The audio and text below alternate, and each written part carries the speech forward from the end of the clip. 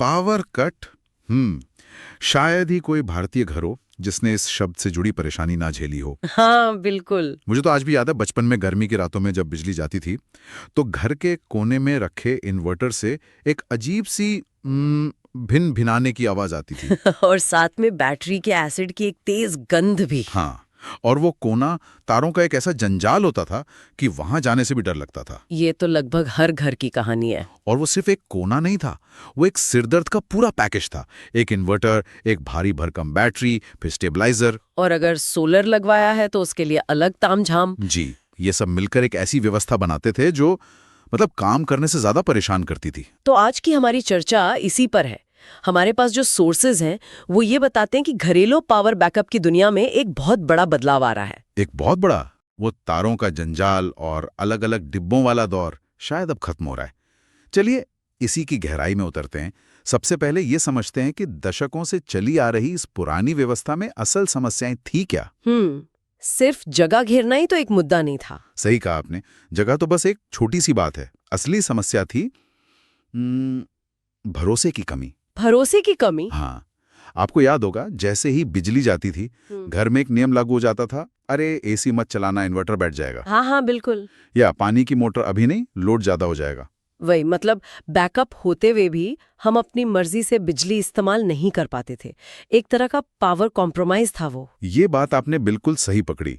Inverter का मतलब बस लाइट और पंखे तक ही सीमित था। और उससे भी बड़ी दिक्कत थी मल्टी वेंडर वाली। अच्छा। इन्वर्टर किसी और कंपनी का, बैटरी किसी और की, और सोलर पैनल लगाने वाला कोई तीसरा। जब भी कोई खराबी आती थी तो इन्वर्टर वाला कहता था बैटरी की गलती है, और बैटरी वाला कहता था इन्वर्टर ठीक से चार्ज नहीं कर रहा। ग्राहक बस इन सब के बीच पिसता रहता था। ये एक कभी ना खत्म होने वाला झंझट था। ठीक है, तो पुरानी व्यवस्था में जगह की कमी, परफॉर्मेंस की दिक्कत, भरोसे की कमी और 10 अलग अलग लोगों से बात करने का सिर दर्द है।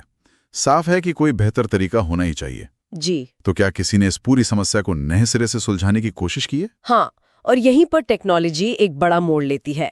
सोर्सेज इसी को #PowerOf1 कहते हैं। #PowerOf1? जी। समाधान का नाम है प्योर पावर होम।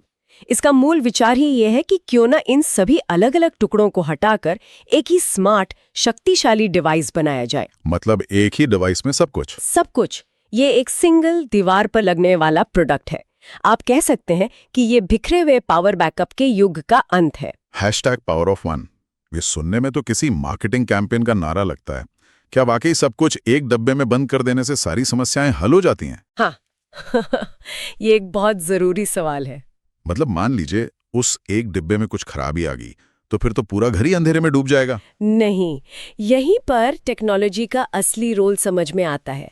ये सिर्फ सब कुछ एक डिब्बे में डालना नहीं है, बल्कि हर हिस्से को एक दूसरे के साथ मिलकर बेहतर काम करने के लिए डिजाइन किया गया है। अच्छा। इसे एक सिम्फनी ऑर्केस्ट्रा की तरह समझिए, जहां हर वाद्य यंत्र एक दूसरे के साथ तालमेल में है। पुराने सिस्टम में तो हर उपकरण अपनी अपनी धुन बजा रहा था। दिलचस्प है। तो चलिए इस ऑर्केस्ट्रा को थोड़ा और समझते हैं। इस एक बॉक्स के अंदर असल में क्या क्या है जो इसे इतना खास बनाता है? इसके अंदर मुख्य रूप से 4 चीजें हैं। पहली है एक high performance lithium battery. 1 minute, lithium battery मतलब वही टेक्नोलॉजी जो हमारे स्मार्टफोन और इलेक्ट्रिक गाड़ियों में इस्तेमाल होती है? बिल्कुल वही। इसका एक आम घर के लिए क्या मतलब हुआ? क्या ये ज्यादा चलेगी या ज्यादा सुरक्षित है? दोनों। लेड एसिड बैटरी की उम्र मुश्किल से 3-4 साल होती है और परफॉर्मेंस भी गिर जाती है। सही कहा। लिथियम बैटरी की उम्र 10 से 15 साल तक हो सकती है, और ये अपनी पूरी उम्र में लगभग एक जैसी परफॉर्मेंस देती है। साथ ही इसमें एसिड या गैस लीक होने का कोई खतरा नहीं। तो ये ज्यादा सुरक्षित है। ठीक है, तो बैटरी बेहतर हो गई। दूसरा हिस्सा क्या है? दूसरा है एक hybrid solar inverter. Hybrid? Hybrid का मतलब है कि ये सोलर पैनल, ग्रिड और बैटरी तीनों के साथ एक ही समय पर काम कर सकता है। अच्छा, तो सोलर के लिए अलग से इन्वर्टर नहीं चाहिए? कोई जरूरत नहीं। तीसरा है एडवांस्ड इन्वर्टर फंक्शनैलिटी। और इन सबको एक साथ चलाने वाला चौथा और सबसे अहम हिस्सा है एक smart AI control system. AI? तो ये इस पूरे सिस्टम का दिमाग है? बिल्कुल। तो इसका मतलब ये हुआ कि अगर मेरे घर में सोलर पैनल लगे हैं तो ये सिस्टम दिन में सोलर से घर भी चलाएगा, बैटरी भी चार्ज करेगा। जी, और अगर बिजली ज्यादा बन गई तो उसे ग्रिड में वापस भेजकर मेरे बिल को भी कम करेगा। एकदम सही पकड़ा आपने। ये सिर्फ एक बैकअप डिवाइस नहीं है, ये एक स्मार्ट एनर्जी मैनेजमेंट सिस्टम है। वाह, मतलब घर ही एक छोटा पावर प्लांट बन गया। आप ऐसा कह सकते हैं, जो बिजली पैदा भी करता है, स्टोर भी करता है और समझदारी से इस्तेमाल भी करता है। ये तो बहुत बड़ा बदलाव है।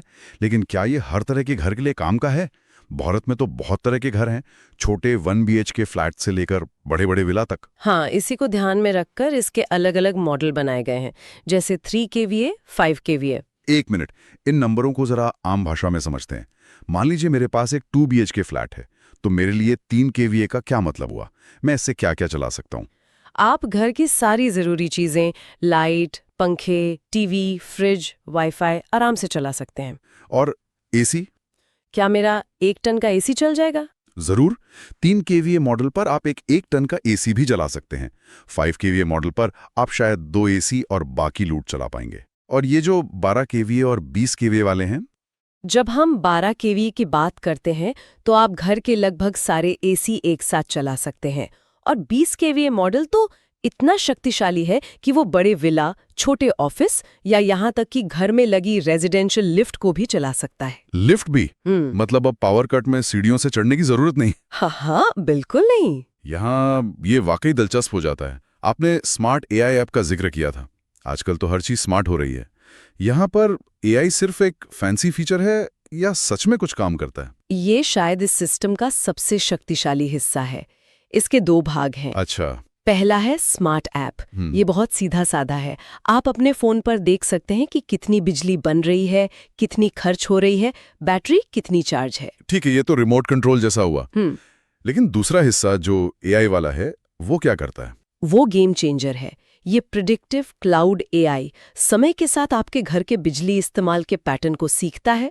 हाँ, ये देखता है कि मैं कब क्या इस्तेमाल करता हूँ। हाँ, ये देखता है कि आप सुबह पानी की मोटर कब चलाते हैं, बच्चे दोपहर में गेमिंग कंसोल कब इस्तेमाल करते हैं, और आप शाम को कितने एसी चलाते हैं। और इस जानकारी का ये करता क्या है?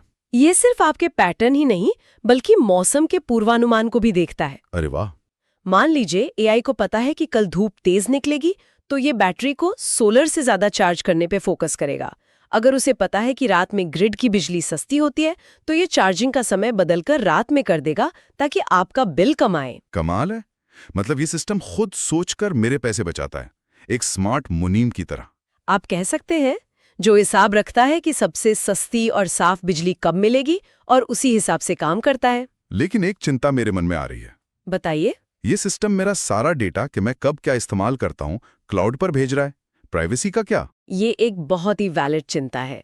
सोर्सेस के मुताबिक इस डेटा को पूरी तरह से एन्क्रिप्ट किया जाता है और इसका इस्तेमाल सिर्फ सिस्टम की परफॉर्मेंस को बेहतर बनाने के लिए होता है। और बिल कम करने के लिए? जी, व्यक्तिगत पहचान से इसे अलग रखा जाता है। और एक और बात, ये एआई सिस्टम में किसी भी संभावित खराबी का पहले से अनुमान लगाकर आपको अलर्ट भेज सकता है। अच्छा, मतलब खराब होने से पहले ही पता चल जाएगा? मतलब इन्वर्टर खराब होने पे अंधेरे में बैठने का इंतजार नहीं करना पड़ेगा। ये तो बहुत काम का फीचर है। अब एक और जरूरी सवाल, भारत का मौसम। जी, कहीं दिल्ली की कड़ाके की ठंड तो कहीं राजस्थान की 48 डिग्री की गर्मी। क्या ये डिवाइस इन सब में काम कर सकता है? लेड एसिड बैटरी तो गर्मी में अक्सर जवाब दे जाती हैं। इसे खास तौर पर भारत की इन्हीं चरम स्थितियों के लिए बनाया गया है। इसमें एक खास टेक्नोलॉजी है जिसे नैनो पीसीएम थर्मल मैनेजमेंट कहते हैं। एक मिनट, नैनो पीसीएम ये क्या चीज है? आम भाषा में समझाएंगी? क्या ये बैटरी के लिए एक तरह का पर्सनल एसी है? हाँ, आपने बहुत अच्छा एनालॉजी दिया। आप इसे कुछ वैसा ही समझ सकते हैं। पीसीएम यानी फेज चेंज मटेरियल एक ऐसा पदार्थ है जो गर्मी को सोख लेता है और बैटरी सेल्स को ज्यादा गर्म नहीं होने देता। और ठंड में? जब ठंड होती है तो ये गर्मी को धीरे धीरे छोड़कर उसे बहुत ज्यादा ठंडा होने से बचाता है।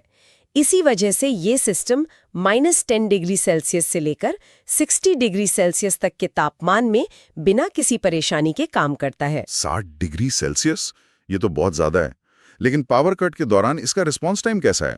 अक्सर जब लाइट जाती है तो 1 सेकंड के लिए सब कुछ बंद होता है और वाईफाई राउटर रीस्टार्ट हो जाता है। मेरी जरूरी ऑनलाइन मीटिंग बीच में ही कट जाती है। हाँ, मेरे साथ भी यही होता है। ये इस सिस्टम की सबसे बड़ी खासियतों में से एक है। इसका स्विच ओवर टाइम 10 मिलीसेकंड से भी कम है। 10 मिलीसेकंड? ये तो पलक झपकने से भी 100 गुना तेज है। सही कहा। इसका मतलब है कि आपके कंप्यूटर, वाईफाई राउटर या घर में लगे किसी भी संवेदनशील मेडिकल उपकरण को पता भी नहीं चलेगा कि ग्रिड फेल हुई है। मतलब कोई रुकावट महसूस ही नहीं होगी। बिल्कुल नहीं। आपकी ऑनलाइन मीटिंग या बच्चों की ऑनलाइन क्लास अब कभी नहीं रुकेगी। ठीक है, तो अगर मैं अपने घर की पुरानी व्यवस्था को हटाकर ये सिस्टम लगाता हूँ तो मेरी जिंदगी में असल में क्या बदलेगा? 3 सबसे बड़ी चीजें बताइए। जरूर। सबसे पहली चीज है मन की शांति। एक प्रोडक्ट, एक वारंटी, एक सर्विस नंबर, कोई झंझट नहीं। कोई सिरदर्द नहीं। दूसरा, पावर की आजादी। अब आपको ये सोचने की जरूरत नहीं कि एसी चलाऊं या गीजर। ये एक हैवी लोड चैंपियन है। और तीसरा, ये भविष्य के लिए तैयार है। भविष्य के लिए तैयार मतलब अगर कल को आपकी ज़रूरतें बढ़ती हैं या आप इलेक्ट्रिक गाड़ी खरीदते हैं तो आप आसानी से इसकी क्षमता को बढ़ा सकते हैं। अच्छा, ये एक ऐसा निवेश है जो अगले 10-15 साल तक आपके घर को पावर सिक्योर रखेगा। सब कुछ बहुत अच्छा लग रहा है, लेकिन अब सबसे जरूरी सवाल पर आते हैं, पैसा। जी, ये लिथियम बैटरी और एआई वाली टेक्नोलॉजी यकीनन पारंपरिक लेड एसिड सिस्टम से तो काफी महंगी होगी। ये सच है कि इसकी शुरुआती लागत पारंपरिक सिस्टम से ज्यादा है, लेकिन इसे कुल लागत के नजरिए से देखना चाहिए। Total cost of ownership. बिल्कुल। पारंपरिक सिस्टम में आपको हर 3-4 साल में बैटरी बदलनी पड़ती है। इस सिस्टम की बैटरी 10-15 साल चलती है। तो वो खर्चा बच गया। और दूसरा, ये एआई की मदद से आपके बिजली के बिल पर हर महीने अच्छी खासी बचत करता है। तो अगर आप 10 साल का हिसाब लगाएं तो ये सिस्टम असल में ज्यादा किफायती साबित हो सकता है। तो ये एक बार का निवेश है, न कि हर कुछ साल में होने वाला खर्चा। जी। तो आज की इस चर्चा से ये साफ है कि हम घरेलू पावर बैकअप में एक पीढ़ीगत बदलाव देख रहे हैं। उस उलझे हुए कई उपकरणों वाले सिस्टम से हम एक सिंगल, स्मार्ट और एकीकृत समाधान की ओर बढ़ रहे हैं। एक ऐसा समाधान जो सिर्फ बिजली जाने पर रोशनी नहीं देता, बल्कि हमारे घर के पूरे एनर्जी सिस्टम को मैनेज करता है। बिल्कुल। प्योर पावर होम वही है जहां सरलता, विश्वसनीयता और आधुनिक इंटेलिजेंस मिलकर हर घर को भविष्य के लिए तैयार करते हैं। ये पूरी बातचीत एक सवाल खड़ा करती है। क्या? जब हमारे घर के बाकी सभी उपकरण जैसे फोन, टीवी, यहाँ तक कि फ्रिज भी स्मार्ट होते जा रहे हैं, है ना? हाँ, बिल्कुल। तो क्या ये सही है कि हमारे घर का दिल, यानी उसका पावर सोर्स, ही सबसे पुराना और डम बना रहे? ये सोचने पे मजबूर करता है कि क्या एक एकीकृत स्मार्ट पावर सिस्टम अब सिर्फ एक लग्जरी नहीं, बल्कि एक आधुनिक घर की बुनियादी जरूरत बन गया है?